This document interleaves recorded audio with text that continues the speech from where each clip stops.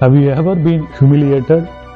In this episode, we will see how one person humiliated another person and what God has done to him.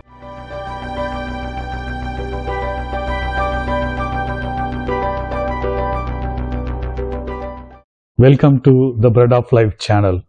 In this channel, we are exploring minor hidden characters in the Bible. In this episode, we will explore about Nabal. He is a Calebite and he is a very rich person, but harsh and rude. He lived in the desert of Paran. He is also the first husband of Abigail. When David was fleeing from Saul, once he went to the desert of Paran. At that time, David sent 10 men to Nabal to remind Nabal that his men had not robbed or harmed Nabal's shepherds, and requested Nabal to give him whatever provisions were on hand. If you look at the request, David himself referred as a son of Nabal.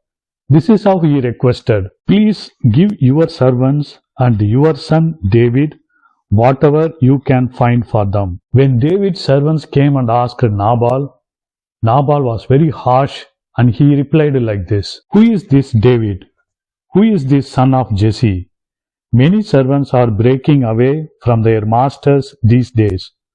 Why should I take my bread and water and the meat I have slaughtered for my shearers and give it to men coming from who knows where?" Nabal humiliated David's servants. I also know a person who got humiliated when he went and asked for help from a rich person. But to continue the story, David heard this and he became very angry and he wanted to kill Nabal. So he and 400 men of David went to kill Nabal. One of the shepherds of Nabal warned Abigail, who is a wife of Nabal, and told how Nabal harshly replied to David's men. He also mentioned positively how David's men helped them and protected them. So Abigail intervened and went ahead to meet David with a large quantity of provisions. Abigail meets David and his men before David could reach Nabal. She pleads David to accept the gifts what she brought with her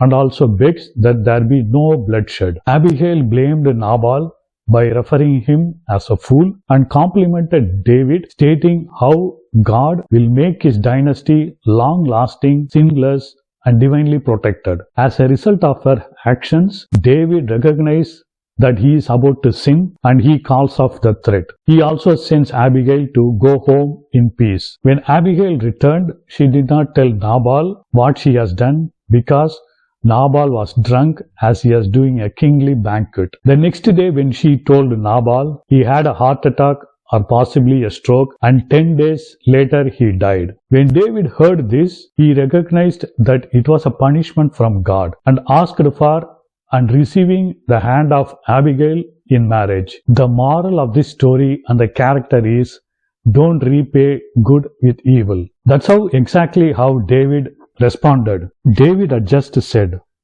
"It's been useless, all my watching over this fellow's property in the wilderness so that nothing of his was missing. He has paid me back evil for good." Hope you like this content. If you like this content, like, click and share to your friends.